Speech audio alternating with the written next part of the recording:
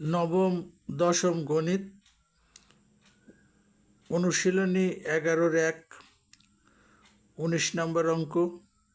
যদি LX = MY = NZ হয় তবে দেখাও যে x² by YZ y² by ZX plus Z² by XY = MN by L² plus NL by M² plus LM by N²।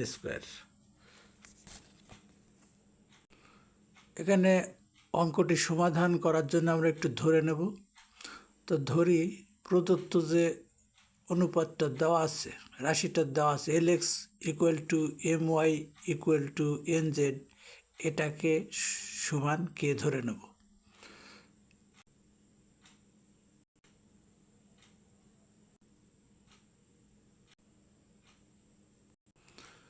সুতরাং আমাদের ধরে নেওয়া অনুসারে এখানে X, Y এবং Z এর যে মানটা পেলাম, X = K/L, Y = K/M এবং Z = K/N, এই মানগুলি আমরা বসাবো প্রদত্ত রাশির বাম পক্ষে।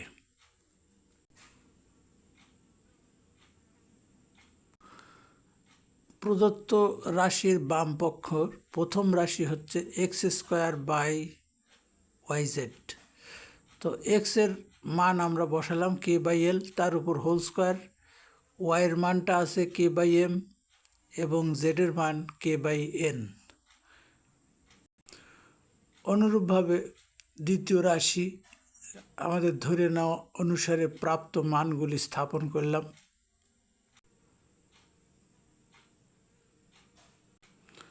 পরবর্তী লাইন আমরা ব্র্যাকেট উঠায় দিয়ে K² বাই L² ভাগ K² বাই MN।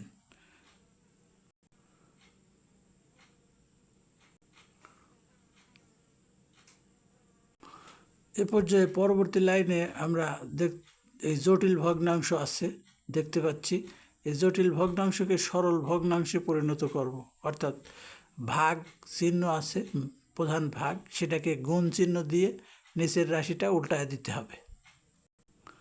প্রথম রাশিকে আমরা সরল ভগ্নাংশে পরিণত করলাম, K² বাই L² গুণন ভাগ ছিল উল্টায় গেল MN বাই K²। অনুরূপভাবে দ্বিতীয় এবং তৃতীয় রাশি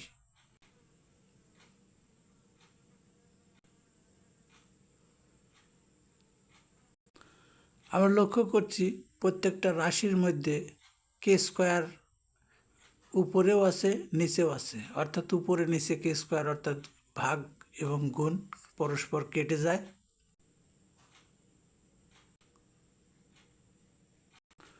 আমরা ঠিক শেষ পর্যায়ে এসে গেছি এবং বাম পক্ষ থেকে ডান পক্ষে পৌঁছে গেছি।